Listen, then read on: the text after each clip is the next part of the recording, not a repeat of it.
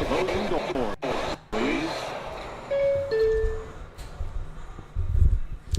And welcome in, you guys. The New York Mets taking the opening game of the series with the St. Louis Cardinals. They get the bounce back win after Mets Twitter basically announced that this team was dead, the season was over, that they would not even compete for the playoffs after losing 2 out of 3 in Minnesota. I mean, those were the vibes, and clearly those were overreactions. So the Mets at least will shut up some of the negative Nellies on Mets Twitter for a little while. Sal Licata, Frank Fleming, all those guys. But a nice win for the Mets tonight as they get a great performance from Griffin Canning. Canning was tremendous tonight. And I said it in my series preview video that him having a good start and giving them some length was going to be super important for the team, especially after he missed yesterday's game with the illness that he had, and the Mets went for a bullpen game. They used 7 different relievers. Obviously, we know they used Hageman, who was sent back down to AAA, but they used a lot of their high leverage guys yesterday in the finale against Minnesota. A.J. Minter pitched, Edwin Diaz pitched.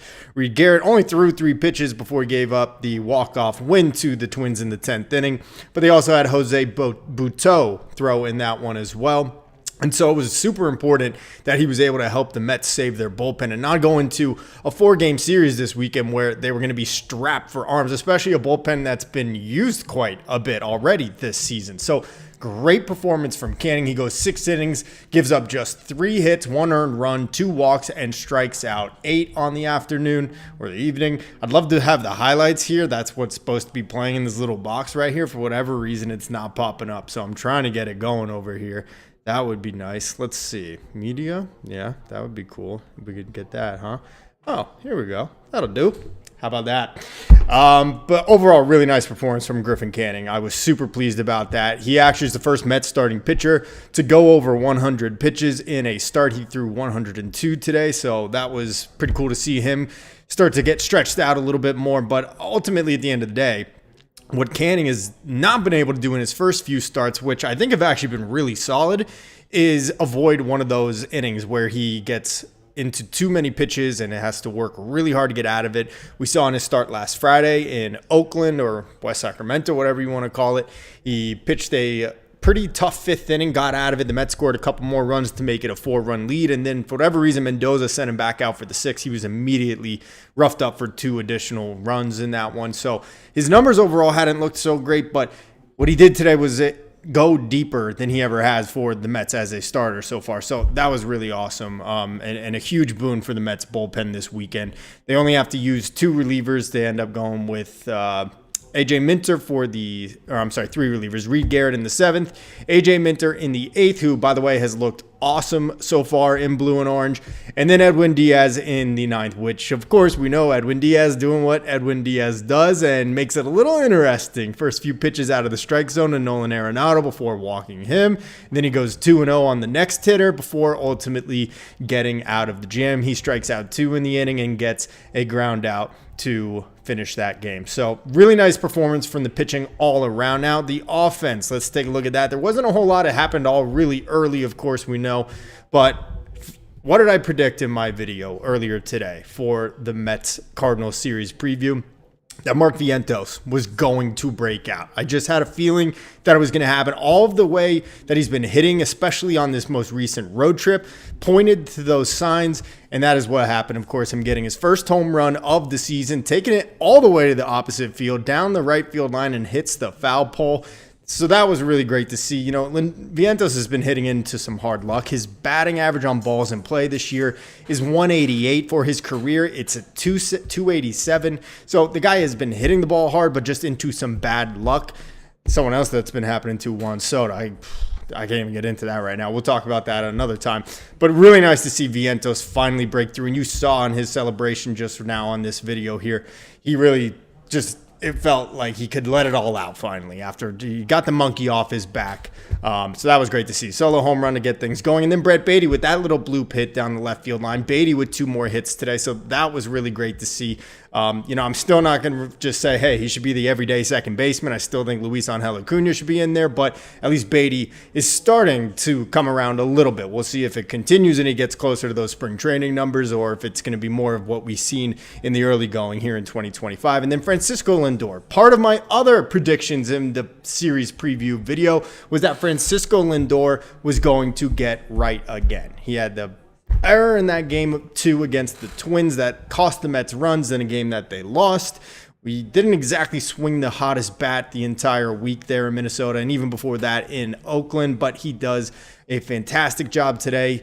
3 hits in his first 3 at-bats, including that RBI hit, and then just a heady play there, getting caught up in a rundown between first and second, and waving Tyrone Taylor home to score. Just a heads-up veteran play from Francisco Lindor. He's looked so much more comfortable at Citi Field at home than he has on the road this year. I think he's just being embraced so much by Mets fans, and obviously everyone's singing his walk-up song, so really love to see it. So far, my 2 predictions are looking really good. My 3rd prediction we'll have to get to at the end of the series, and we'll see the results of these next 3 games. But bottom line is Mets get the win, a 4-1, really neat, tidy victory. Again, the pitching was awesome. I mean, you got to love to get linked out of Canning, like I said, about, with them having to use so many of their relievers in yesterday's game. And then the bullpen, which just continues to be fantastic. They had a couple little hiccups there in West Sacramento and then against Minnesota. They've been worked so much, but nice to see them also come in and get their job done, and especially Edwin Diaz, even though it was a little shaky there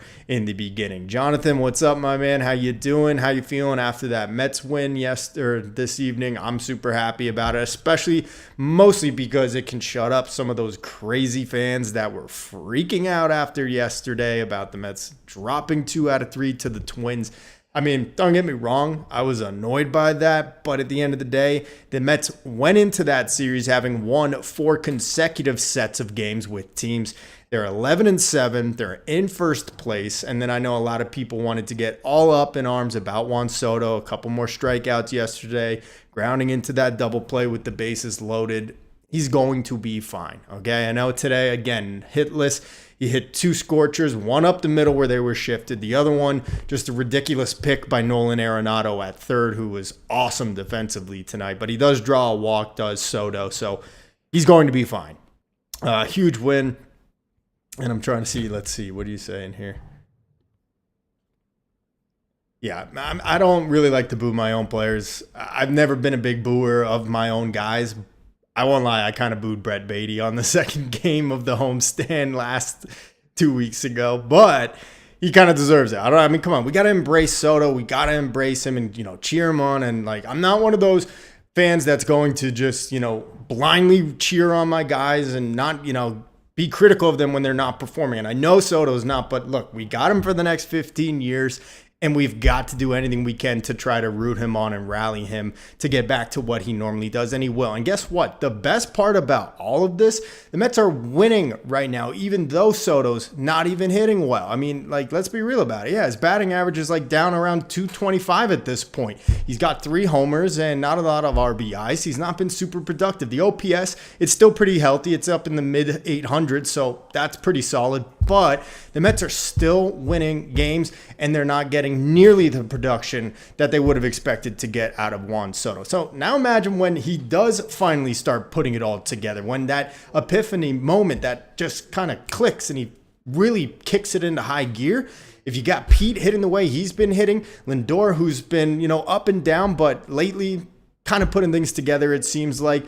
You got Mark Vientos, who looks like he's starting to hit the ball pretty hard and pretty efficiently. And then we don't even have Francisco Alvarez. And if Francisco Alvarez can come back and turn into the guy that we've been hoping that he would over the last couple of years, I mean, the pitching has been awesome and carrying them. If you put it all together when Soto finally brings his bat and the one that we were expecting, this could be such a good and dangerous team. I mean, 12-7 right now, sitting atop first place in the NL East. You gotta love it. Guys, what's up? I hope you guys enjoyed the game. Leave some comments, give me some questions, some things you want to talk about. Do you think Brett Beatty is earning himself some playing time? Another 2 hits today, so that's great to see.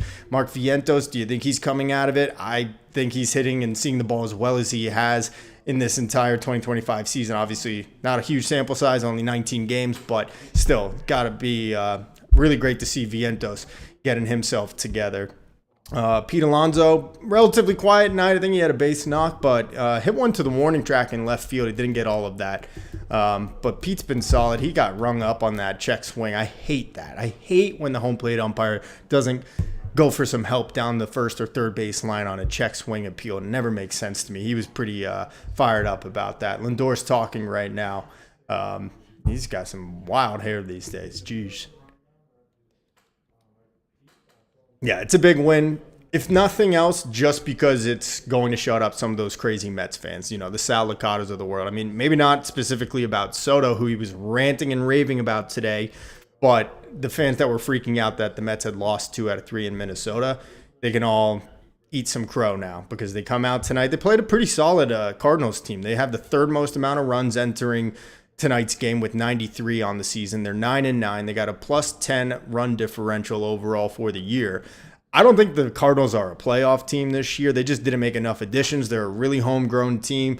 Obviously, we know they were trying to trade Nolan Arenado in the offseason. They couldn't find the right deal for him. I definitely do believe that they are going to find a place to trade him at the deadline this year. I don't know what their overall plan is as an organization. Former future Met front office executive Chaim Bloom, who took over and was running the Red Sox for a couple of years, is now in the Cardinals organization. I believe he is their president of baseball ops or somewhere in there. So we know he came from the Tampa Bay Rays organization. He is a penny pincher. He is a money and numbers cruncher. So I don't know if he's trying to run the Cardinals that way, and that's maybe why they want to get rid of Nolan Arenado. I don't believe he's blocking any of their top prospects at third base, so it doesn't really make sense why they would just basically try to give him away, but I don't know. We'll see. Regardless, they've been playing solid baseball. The Mets come out tonight. Nice, neat, tidy, 4-1 win. They played well in the field. They hit the ball decently. The bullpen pitched well with A.J. Minter in the 8th. Reed Garrett in the 7th. Edwin Diaz doesn't totally walk the tightrope tonight. Just the one walk to lead off the inning to Nolan Arenado before striking out 2 and then getting a ground out to finish this one. So no heartache and agita for us tonight, and really happy about that. I think they'll probably take 3 out of 4. I mean, the way the pitching matchups line up, we got Kodai Senga going now tomorrow. After that, we'll have David Peterson and then Clay Holmes on Sunday. Sang is coming off the best start of his season so far. He went 6 innings out in West Sacramento. David Peterson had a pretty solid start after that as well. He went 6 innings against the Athletics, and he gave up 2 runs. And then Clay Holmes is obviously coming off his best start as well. That one coming in Oakland, I believe. No, I got to think about that. Anyway, Clay Holmes has been looking more and more solid, 10 strikeouts in his last start. So the pitching matchups look like they're going to favor the Mets the rest of this weekend. I was really pumped to see how many fans showed out tonight at Citi Field. If you guys were there, let me know, because you could hear it on the TV. And I mean, just for strikeouts, for, you know, nice plays in the field. Like, it wasn't like, you know, any crazy moment that they were just freaking out. Like, the fans were into it. It looked pretty packed. The whole field level section looked mostly sold out. And I would say even the second and third decks looked pretty healthy with fans in the seats. So that was awesome to see. I mean, we owe it to Uncle Stevie, right? The guy spent all this money on this team. He's done so much to improve this organization from the woebegone Wilpon-owned Mets.